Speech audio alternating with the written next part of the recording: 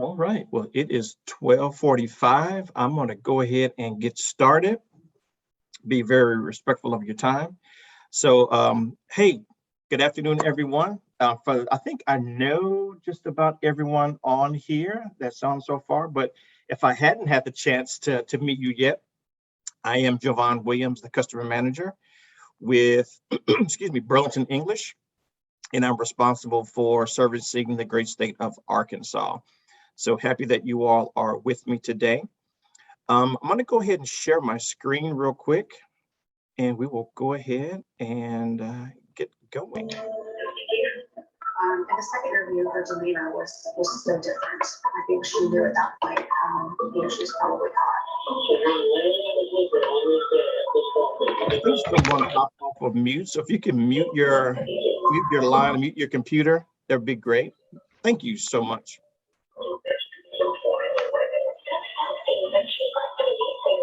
So we're going to go over that she lied, and she got caught in her lies. Hello, I think someone needs to be muted. Someone is off of mute. If you can mute your computer or mute your phone.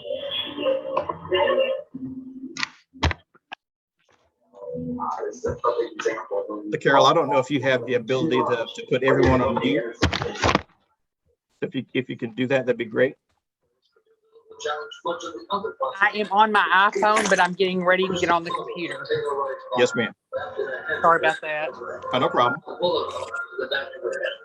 The testimony about the cell phone tower that put Ashley McCarthy at the crime scene. You have the cell phone records, the maps that were put together, that tire, the river farm at 12 p.m. Did someone please mute their phone? Taylor's cashier's check deposited in Ashley McCarthy's bank. Got it. All right. Thank you. So again, I'm going to go ahead and jump in. So what I want to cover today is integrating civics into the ESL Classroom with Burlington Core. Now, I know many of you have probably used Burlington Core a lot since we've introduced it last year. And it's very nice. And you mainly just have gone over the things that were in the language part that was totally in Core. But what I really wanted to do today was to kind of shed a little bit of light on a different section that many may or may not have been exposed to. And that's really the civics piece, and integrating that civics piece into your Burlington Core coursework with your students. And so oftentimes when we think of civics, I know for me, I'm thinking, when I think of civics, I just think, oh, it's just a bunch of, historical things and like that. And that's just a small part of it. So if I were to give you pretty much a Webster definition of civics, it would be the study of the rights and duties of citizens and of how government works. So you could talk about different things like voting, volunteerism, participation in group activities, things of that nature. A lot of that can really be lumped in with the subject of civics. Excuse me. So what I really want to do today is to kind of give you a couple of areas to think about that you can talk about with your classes, and also see how you could integrate those and find some different things within Burlington Core that could be able to help those discussions along. And my computer is stuck. There we go. So what we will talk about today is talk about some of the areas. When we talk about Burlington English and the Arkansas Civics and Family Content Standards. So we'll take a look at a couple of those standards and kind of what's involved in those and what those entail. Also, we'll take a look at how you can integrate your civics content and also your family content into Burlington English. And I kind of gave it away what those content standards we're going to talk about. So the first one, we're going to talk about civics and family. Those seem to be two of the bigger things that folks like to talk about.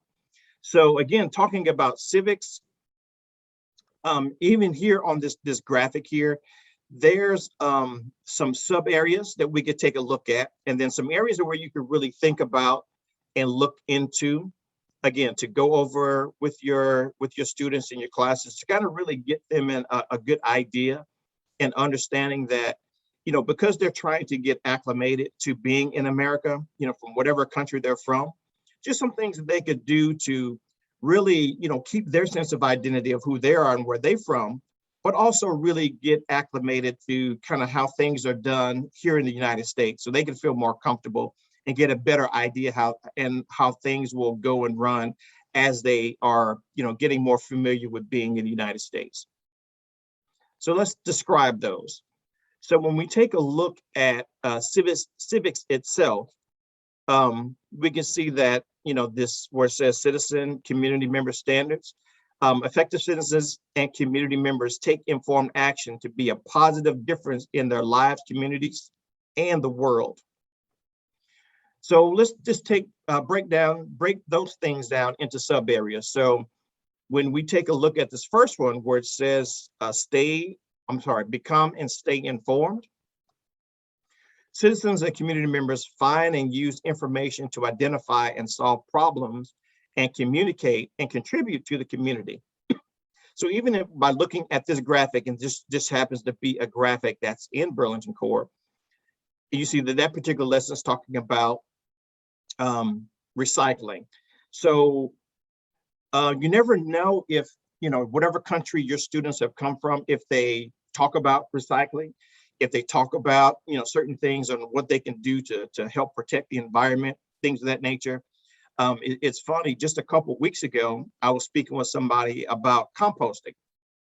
I've heard composting before, but I never really understood what it was about. And then having that conversation with that person about composting, I'm like, oh, now I have a better idea. So when I hear that word again, I know exactly what goes into it and what it entails and all that. So those are some things that you could talk about as you're working with your students to help keep them informed and let them be better citizens as they are, really trying to really get acclimated to being in this country and in their respective neighborhoods. So one of the things that you could do is help them identify, monitor, and anticipate problems, community needs, strengths, and resources for themselves and others. So with some things like this, you can have them talk with other people that are knowledgeable about a problem or a need. So if they want to understand more about recycling, or they want to understand more about maybe donating to a particular charity or some sort like that, have them talk with people that's more knowledgeable about that particular subject matter so they have a better idea. So maybe that's something that they may want to do, or they may have a growing interest in that area. So they could talk to people. They can ask a lot of different questions that's going to allow them to get the answers that they need to broaden their imaginations and broaden their mind, broaden their knowledge on that particular thing. They can review and revise information about needs, strengths in order to stay on top of a certain situation. And again, part of that is if they see something in the community or they want to know something about something in the community, is the more information they get, the more versed they'll be about it and learn about it and tend to be more active. Another area where they can look at is recognize and understand human, legal, and civil rights and responsibilities for themselves and others. And again, if they want to possibly identify instances of injustice or illegality, they'll know where to go. They'll know how to respond to it. They'll know who to contact if they have certain questions about anything. They can base their decisions on the knowledge of rights and responsibilities. They can take responsibility into their own hands and their own actions. So if they feel that they're in any type of injustice, then they'll know the proper channels on where to go. They'll know what to do, and also teach their families about that same thing and in the same way. Then another area where they can look at is figure out how the system is going to affect an issue with them. So again, if they can identify some positions of power within the system, or even powerless within the system, what can they do? Where can they go? How can they work around that particular area? And then find out how to take advantage of whatever resources is out there for them. Also, they can identify how to have an impact and recognize that individuals can make a difference. So even with this, when we're talking about civics, even find or even review some historical examples of the best course of action. Find people in history that have been involved in a situation like that they've been in. How did they go about expressing what their concerns were? How did they go about doing what they needed to do to correct that problem? So just really giving them some really good ideas on how they could possibly, work with that, and also be productive citizens and community members and work to find, those problems and how they can really be an asset to their particular community. So that's just some ideas of where you could do out of this one sub arena here of becoming and staying informed. We could look at another area that was listed is form and express personal opinions and ideas. So citizens and community members develop a personal voice and use it individually and as a group. And as you can see on this graphic, where this particular lesson is talking about, elections and how people can register to vote and really make a difference and have a voice as it relates to voting. And when we kind of look at some activities where we can really take you and your students can really dive deep into this particular area, is that you can strengthen and express a sense of self that reflects your personal history, values, belief, and roles in a larger community.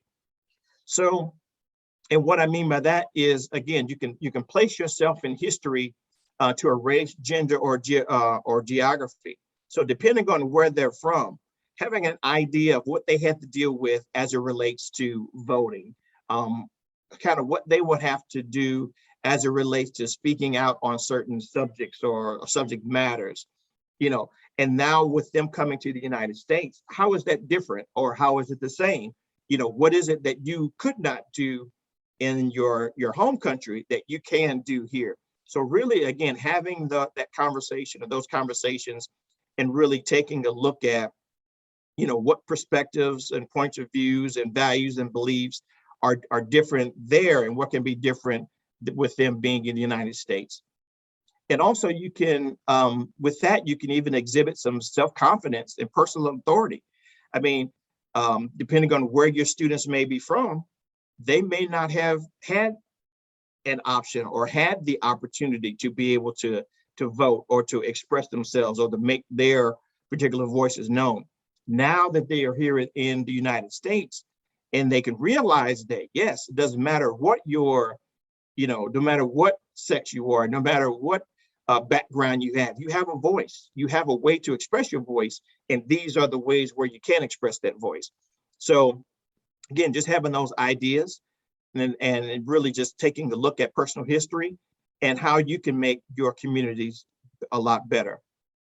Another area where you can look at is learn from others' experiences and ideas, where they can even find mentors or role models. They can act as a guidance for them. As I don't know your respective communities where you live. I know where I live in Northwest Arkansas, there's a great Latino community, and there's a growing Marshallese community.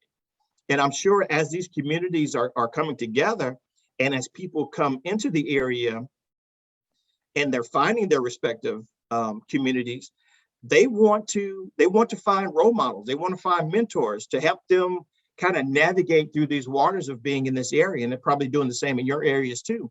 So here is, as they're beginning to grow and they're beginning to gain more knowledge, then they'll be the role models for the new people that are coming in from their respective communities. So they'll teach them, that they have a voice, that they can do certain things, that they could vote, that they could, do all these things. So, and then they could communicate so that others understand. And I think understanding is so important as they are gaining this knowledge and really, really being an asset to their communities, being able to communicate, what their issues are, what their problems are, what's on their mind, what's some things that they like, what are some things that they don't like.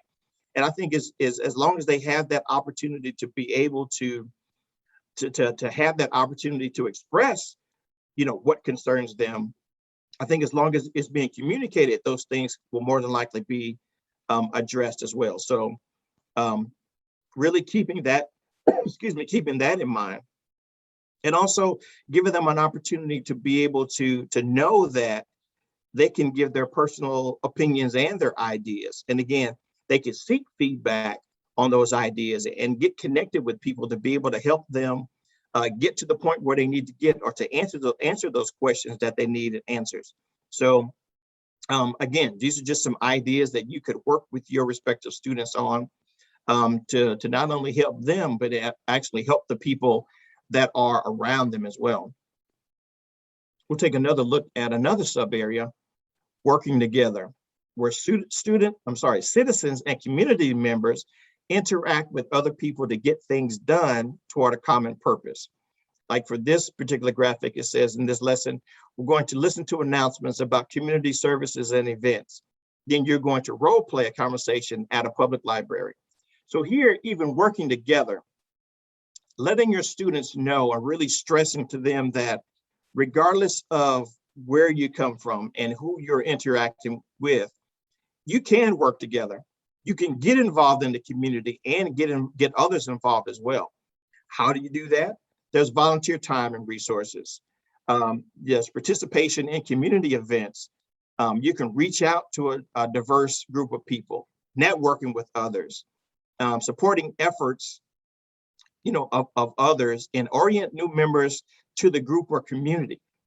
And again, as I stated, even with the Latino community and the Marshallese community here in the northwest part of the state, I'm sure that as people come in, they're going to want to get more involved. They want to get to know each other and want to get others involved. So, and how do you do that? You're going to have to volunteer your time. You're going to have to volunteer your resources to be able to get with those people and really to answer the question, and to be that asset to them that they would need to be, so they can get acclimated just like those particular groups did. They're going to have to respect others and work to eliminate discrimination and prejudice. And I think in order to do that, you really have to have those conversations. You really have to listen, and you have to learn. And those are the things that you really have to stress to your students, is that, yeah, we may have some differences, but even within our differences, we can still work together. We can understand one another. So once we have an understanding of one another, then there's a great possibility that those things can be eliminated, discrimination and prejudice. So we have an idea, and we welcome, different backgrounds. We welcome different environments. We welcome all of that, and just know that we can work well when it comes to being diverse in situations and being in groups, that we can work together and it can work. But also you can define common values and goals. So even though, yes, we may be living in these different communities, we may have come from different places, but it's a lot that we can learn from each other. There's a lot in common that we have. If I like to cook, I'm pretty sure someone else likes to cook. And we could talk about, what we like to cook. What are our favorite dishes we like to prepare? They may have heard dishes I like to cook, they may not have. So now there's an interest that's peaked now. Now there's communication opening up. And then there may be an opportunity to where I may be able to prepare something for them, they prepare something for me, and we make a comparison, and we sample these dishes that we both know that we didn't know of before.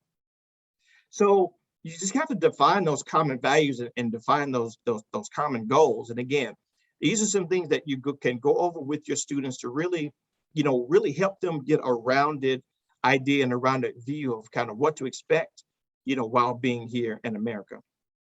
And another thing that we could do, teach them, is how to manage and resolve conflict.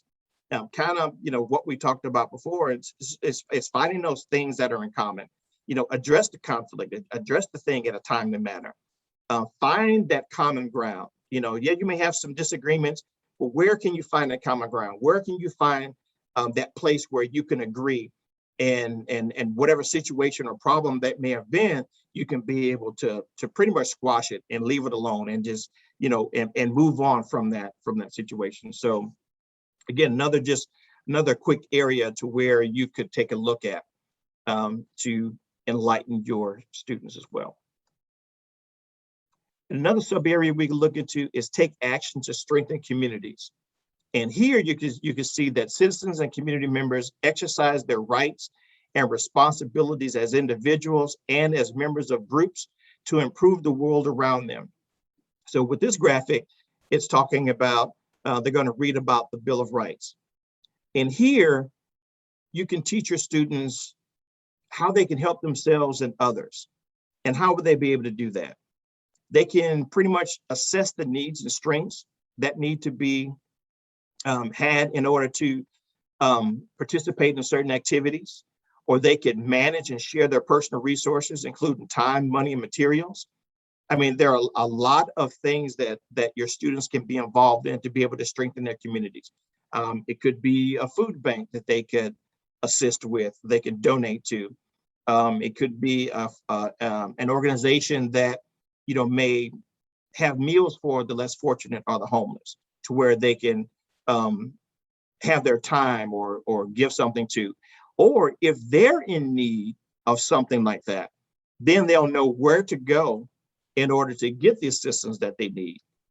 But also, the main thing is to really know what rights they have as a citizen and as members of their particular groups, and how we all, again, can work together to make this world a better place. And another way we can do that is educate others. Share information and knowledge from personal experience and other sources.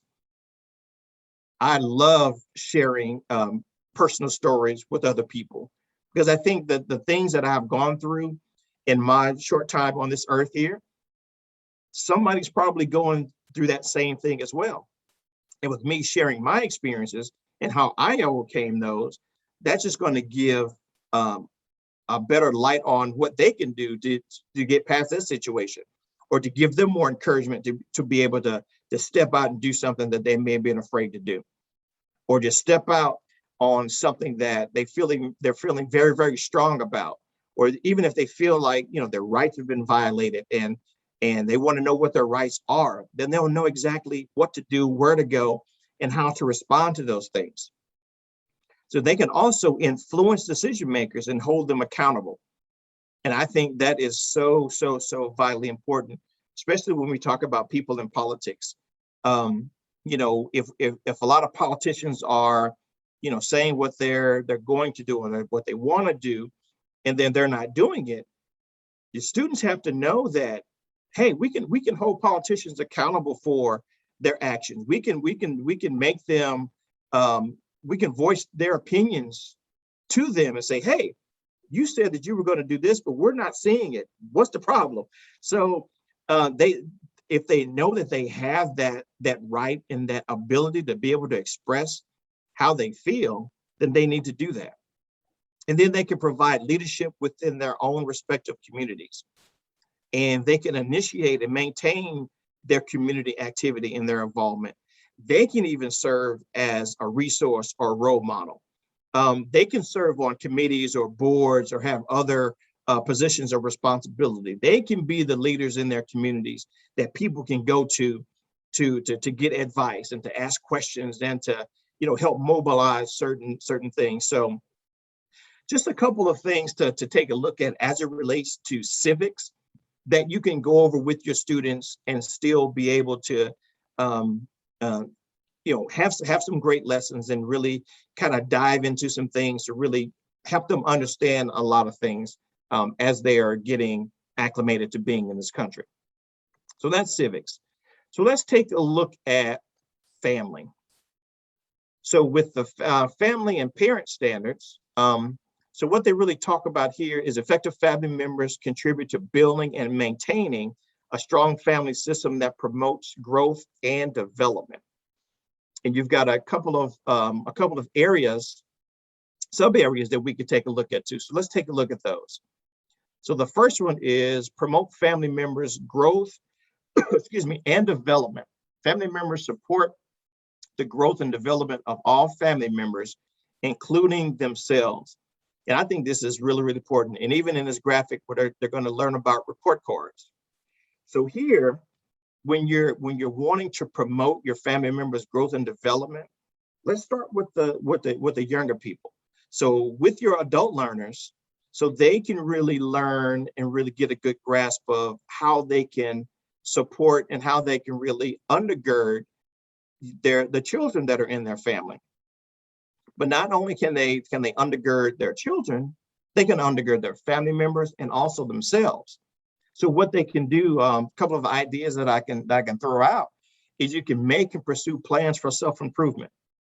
So they can set personal goals and commit to them, either by verbally saying what those goals are. They can talk about them, they can write them down, put them on their refrigerator, do things of that nature. They can allocate efforts and resources, including time, money, to meet goals. How can they meet goals? I mean, they could get some tutoring. They could find out what programs are available. They could be a part of maybe a Boys and Girls Club that'll be able to have programs that they can get in to get all the development that they need. But I think what's really important, especially for the adult learner, is to always know that they can be a lifelong learner. So because they're in school now and they may matriculate through your respective programs and they'll graduate, it doesn't mean that they stop learning there. So their learning is going to continue and continue and continue, whether they're in school or not. They're always going to be learning. And I think if they have that concept in their mind that they're always going to be learning, then they'll always make those plans to pursue for all types of self-improvement as they move on. And then they can also be a guide and a mentor to their family members.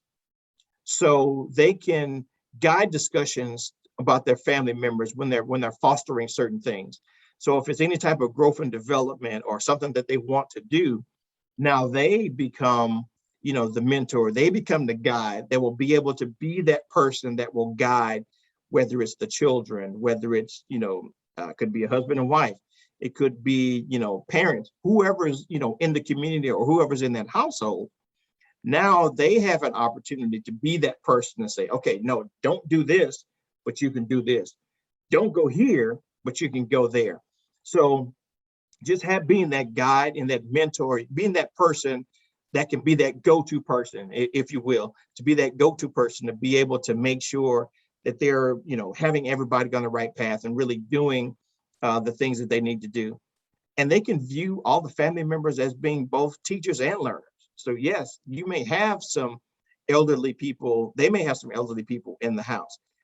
Even though they have a wealth of knowledge, they can still learn some things too, and vice versa. So really just, being that person or having those family members that can be a really good guide and a mentor.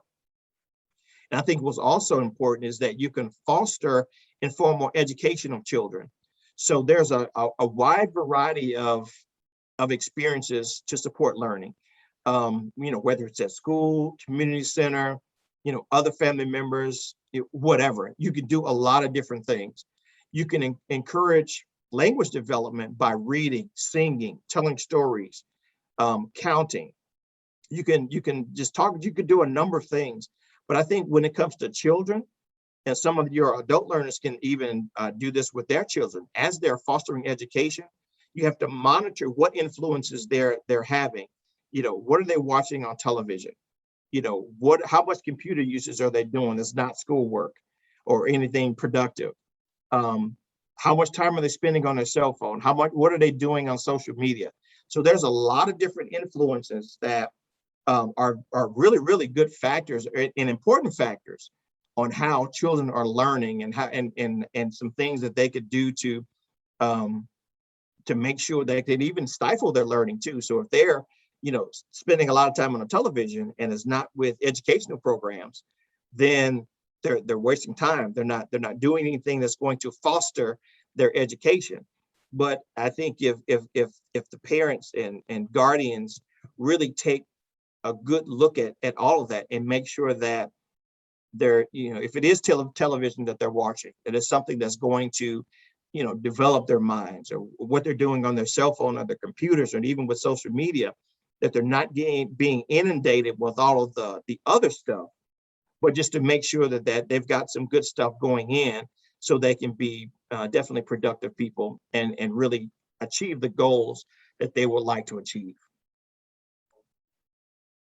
Another sub area that we could look at is meet family needs and responsibilities. Family members meet the needs and responsibilities of the family unit.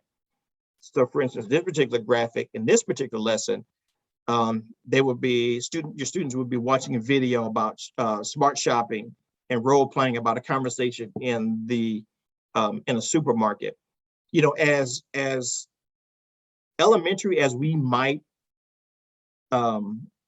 have seen that to be, I think that's very important because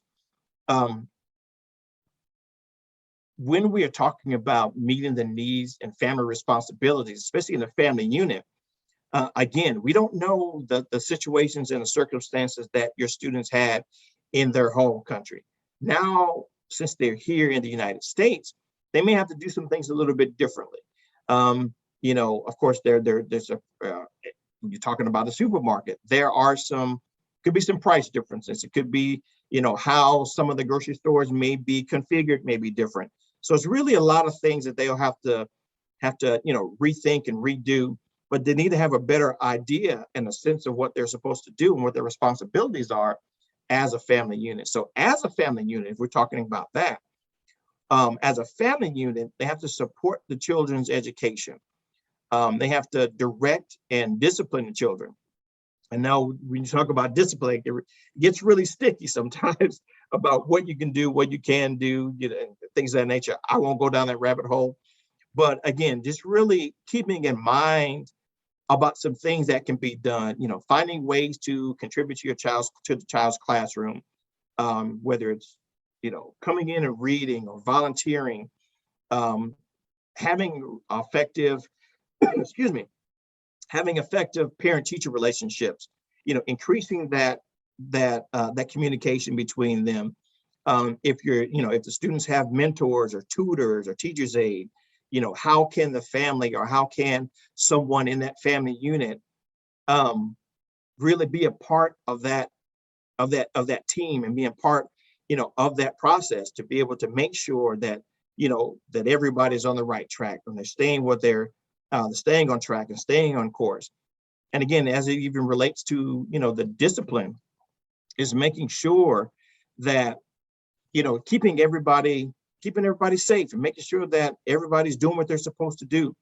You know, promoting safety, making sure everyone's needs are met, making sure everyone is clean, having adequate clothing, adequate food, things of that nature. So again, just really making sure that everybody's taking responsibility for the family unit, managing family resources, whether it's, you know, the personal resources, financial resources, community resources, whatever resource that might be, being able to manage all of those. And again, recognizing, you know, those family members as a resource. So your adult learners can be that resource because they're learning how to do certain things in class, and they're bringing that knowledge back to their respective homes and back to their respective communities, again, to strengthen those communities and strengthen those households. But also balancing priorities and meeting multiple needs and responsibilities. But I think one of the most things that when we talk about responsibilities of a family unit is to give and receive support outside of the immediate family. And I'm pretty sure we've all heard this particular adage and the saying where it says it takes a village, because it does. And if I can take a poll of the people that are on this call today, and when you were growing up outside of your family, you had either your neighbors, your friends, whoever, you had another family unit that when you did something wrong, they got with you, then they told your parents about it and they got with you too. So it took a village. So I think if your adult learners have it in their mind that it takes a village and they have that community of people to where they can look out for each other, they could, you know, help them with certain situations or get through certain problems.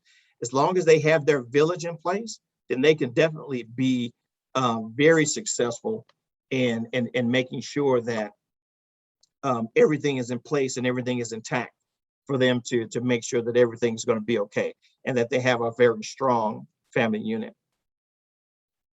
And this last little sub area that I want to go over as it relates to family is strengthen the family system. Family members create a strong sense of family. And in this graphic, as you can see, that is going to be talking about them learning about the lives of immigrants. So even, excuse me, with a section like this, you can have your students create a vision for their family and work to achieve it. So what would that look like? You know, as they look at their family unit, what can they do? What goals do they have? What vision do they see for their family unit? You know, if they're living in an apartment, maybe the vision is to, you know, within a certain period of time, they can actually move into a house, or if they want to get a better car. So whatever that is you can help them create that vision that's going to work for them, and then help them with the steps on being able to achieve that. Another thing they could do is promote values, ethics, and historic cultural heritage within the family. So again, depending on what background your students are in, yeah, as they're getting acclimated to being in America, they celebrate all the American holidays. But, you know, depending on where they're from, still letting them know that it's okay to still keep their identity and still be able to celebrate those holidays that they may be familiar with, you know, whether it's Cinco de Mayo or the Day of the Dead, Yom Kippur, Hanukkah, Ramadan, you know, whatever holiday and whatever background it is, that they can promote that and still be a strong part of this American system. And this US of A, they can be a part of that and still keep their identity with that too. So really, you know, providing that, you know, keeping those rich traditions that they had with their families, emphasize those family strengths, identify their cultural roots, you know, draw upon the knowledge of elders. You know, some of those households, they have a bunch of elders there, and they can glean a lot of information.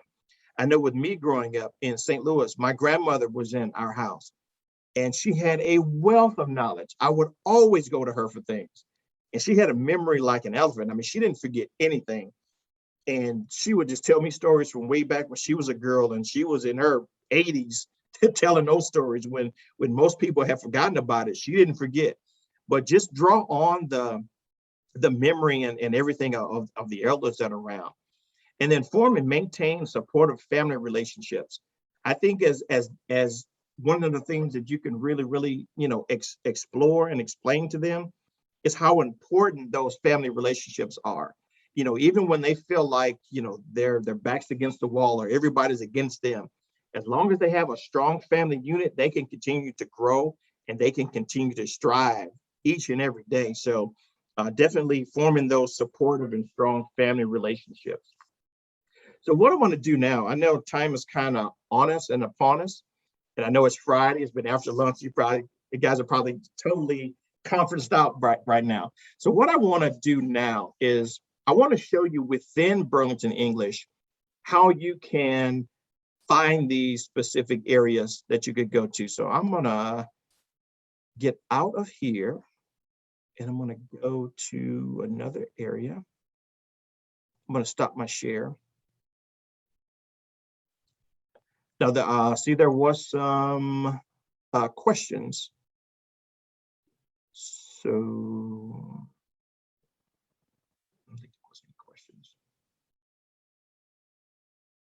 Okay, I was just checking the chat, so there are no questions. So what I'm gonna do, I'm gonna share my screen again, but I'm gonna go live into Burlington English, so you will be able to see. I'll share again. And I'll go there. So to actually take a look at what you can, there's two places that you can actually go to find out, to kind of get into the civics thing. So once you log in, go to courses,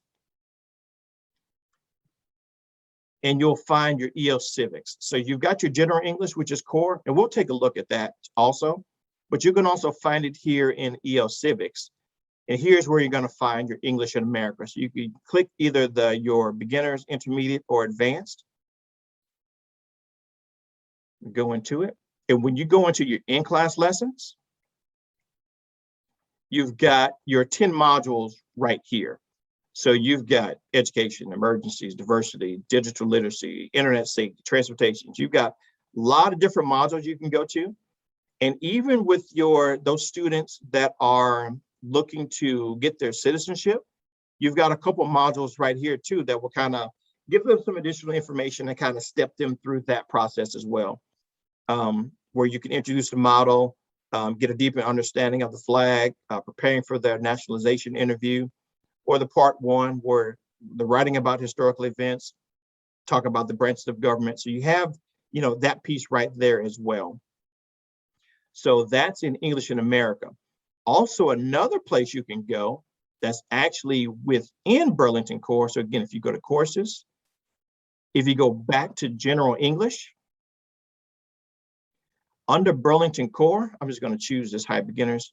So if you go into your in-class lessons again, you're going to find this search bar here. So at the very top, so if you want to search by, you click the search by, you've got a lot of different options right there. You've got your EO Civics and life skills. So one or two things that you can do right here.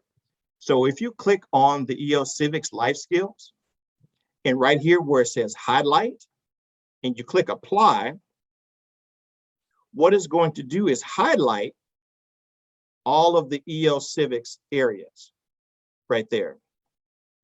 Or if you do that and you just want it to filter and just have all of the ones that's associated with EO Civics, just click filter, then apply. It takes out everything else, and now everything that you see right here is all dealing with EO Civics. And you've got your different under those different modules where you could have your discussions about with your students. So those are a couple of ways that you could talk about EO Civics with your students. And that's all that I have right now. So I hope, does anyone have any questions? I'm going to go ahead and stop my share. And if anyone has any questions, feel free to unmute and I'll be able to answer those questions. And again, what I really wanted to do was to just kind of give, if you hadn't already kind of ventured into the EO Civics piece of Burlington English, I wanted to kind of just, again, give you a spotlight on, some of the things you can expect and some of the things that you could talk about within those particular lessons in English in America and the EO Civics piece. Just to add a little more something, to your students and again, to help them get acclimated to being in this country. So hopefully that was helpful. And again, if you guys have any questions, feel free to unmute and I'll be more than happy to answer that for you.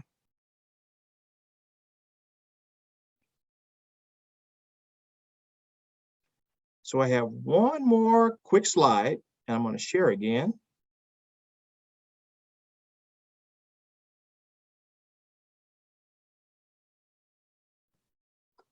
And we've, oh, I apologize. We'll go here. Oh, not there, here. So if you have any questions or if anything comes up later, here is my contact information. Like I said, many of you probably have it, but if you don't have it, you can take a screenshot, shoot it, take a picture with your phone or something. So whatever I can do for you, if you have any questions, whether it's EL Civics or anything Burlington related, like I said, I am the customer manager for the state. So I will be more than happy to answer any questions for you. If you need additional training, definitely reach out to me and I'll be more than happy to get that scheduled. But yeah, that's my info and that's all I have today. And if there are no questions. Thank you, Mr. Williams. You're welcome. Thank you for having me. It's always a pleasure to be here. And I have put the survey in. If you will go to that and fill it out, we would appreciate it. Also, if you go back to the email you got from Carol Berth, there is a survey for the whole conference. If you could fill that out, we would appreciate it. And I guess this is the end of our conference. Thank you. Thank you so much. Y'all have a great weekend and look forward to talking with you all soon. Yes, everyone have a great weekend. Y'all take care. Bye-bye. Bye-bye.